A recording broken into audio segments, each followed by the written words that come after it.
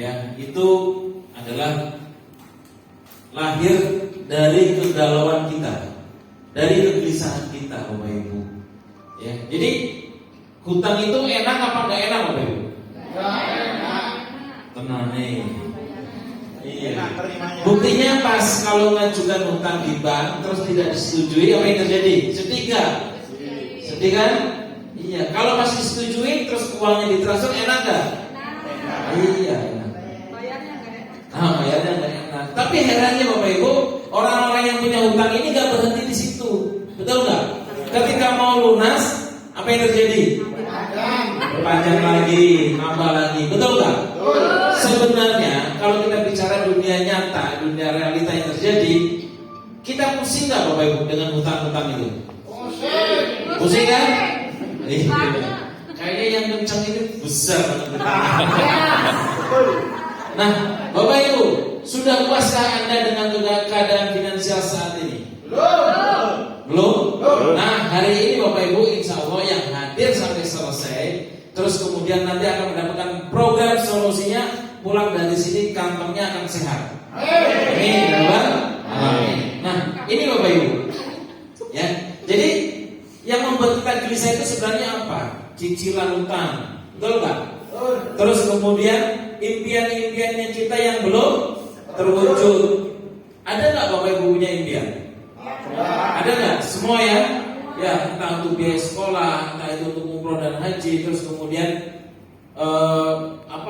banyaklah keinginan-keinginan kita. Nah, saya gambarkan Bapak Ibu. Ini yang menjadi latar belakang kita bahwa kita butuh sesuatu, kita butuh solusi. Betul nggak? Hari ini pengen penghasilan tambahan? Pengen nggak Bapak Ibu? Pengen? Nah, oke, nih. Jadi sahabat karib komunitas anti riba, solusi mudah lunas hutang riba, bisa haji dan umroh gratis, punya mobil, rumah gratis. Mau? Oke, jadi ya. Next Bapak Ibu. Jadi hari ini bagaimana kita pengen hijrah, meninggalkan yang namanya riba. Apa itu riba Bapak Ibu? Namanya kan komunitas anti riba. Jadi fokus kita adalah bagaimana kita hijrah dari riba. Nah, apa itu hutang riba Bapak Ibu? Makan riba berarti menentang peran Allah dan Rasulnya. Nah, artinya Bapak Ibu bayangkan, Bapak Ibu kira-kira kalau menantang perang sama Allah bakal menang, bakal kalah? Dan tanpa sadari Bapak Ibu, pelaku riba itu secara tidak langsung kita menantang perang sama Allah dan para Rasul. Terus kemudian apa itu hutang riba? Dosa riba yang paling ringan seperti menzinai ibu kandung sendiri. Nah, ibu bilangin itu dosa riba Bapak Ibu. Itu kalau bicara masalah dosa riba itu ada 70 tingkatan. Ya, ada 70 tingkatan. Nah, yang paling rendah, paling kecil dari dosa riba itu seperti dosa berzina dengan ibu. Jadi apa Bapak Ibu? Ya, itu betul-betul membuat kita, harusnya membuat kita terpukul ketika kita punya hutang riba. Nah, ciri-cirinya apa Bapak Ibu? Ya, tadi kan saya tanya, yang nggak ngangkat banyak banget. Yang saya tanya, siapa yang punya hutang? Yang nggak punya hutang, yang ngangkat cuma 4 orang. Yang 9.000 orang punya hutang semua ya. Nah, kita coba cek Bapak Ibu, kita coba cek hutangnya kita seperti ini enggak? Ya kan? Kalau hutang kita lancar kena bunga, macet kena denda, bahkan nggak macet, terlambat bayar pun kena denda. Terus kemudian kalau mau dilunasi itu kena penalti. Nah, coba cek. Kira-kira Bapak Ibu, hutangnya Bapak Ibu seperti ini enggak? Ya. Nah, berarti Bapak Ibu, inilah hutang kita adalah hutang riba. Dari Jabir bin Abdullah radhiyallahu anhu, Rasulullah SAW melaknat orang yang memakan riba, nasabah riba, juru tulis dan dua saksi transaksi riba. Nabi bersabda, mereka itu sama. Jadi Bapak Ibu, ya kita coba cek di sekitar kita. Orang yang menghutangi riba sama orang yang berhutang, sama orang yang mencatat, ya, mencatat hutang, dan orang yang bersaksi itu sama dilaknat sama Allah.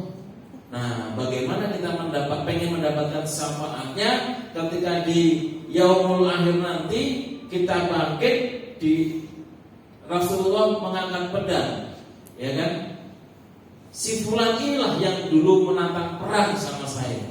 Coba bayangkan Bapak Ibu, bagaimana kita bisa mendapatkan keberkahan dalam hidup, mendapatkan pertolongan di akhir nanti kalau selama hidup kita masih bergelimang yang namanya riba. Ya. Jadi Bapak Ibu, visi misi kami adalah bagaimana kita hari ini bisa tahu persis, ya, hutang kita seperti apa, dan kita punya niatan bertaubat, terus kemudian kita punya niatan hijrah untuk meninggalkan riba. Setuju nggak Bapak Ibu? Yang diam kayaknya mau memperpanjang hutangnya. Iya ya, ya, karena ada di luar sana. Saya nggak mau melunasi, saya pengen memperpanjang hutang saya. Karena apa? Saya masih banyak yang pengen saya penuhi. Nah, rata-rata orang punya hutang itu karena apa Bapak Ibu? Iya, kepepet, butuh memenuhi kebutuhan, betul nggak? Nah, oke, Bapak Ibu, di dalam agama Kristen pun, ya, dalam agama Kristen pun, karena apa? Di tim kami ada seorang pendeta. Terus kemudian seorang pendeta ini ketika sharing bersama kami, beliau, ya, pendeta dari Surabaya, beliau menunjukkan, ya, di dalam kitab Yehezkiel, ya, jadi kitabnya mereka memungut bunga uang dan mengambil riba. Orang yang demikian tidak akan hidup. Segala kekejian ini dilakukannya, ia harus mati dan darahnya tertimbang kepada dirinya sendiri. Di dalam Islam Bapak Ibu, coba nanti yang searching di Google kajian tentang riba. Ketika kita ada di dalam alam kubur Bapak Ibu, diceritakan pemakan riba ketika di alam kubur dia seperti mandi di dalam kolam darah. Artinya apa Bapak Ibu? Jelas riba itu ancamannya jelas untuk di akhirat nanti. Betul nggak? Bagaimana ancamannya di dunia ini Bapak Ibu? Ketika kita punya hutang riba, nggak bayar, apa yang terjadi? Nah, ditungguin deh kolektor, betul nggak? Iya. Motor 3 bulan nggak dibayar, apa yang terjadi? Dikejar-kejar di perempatan.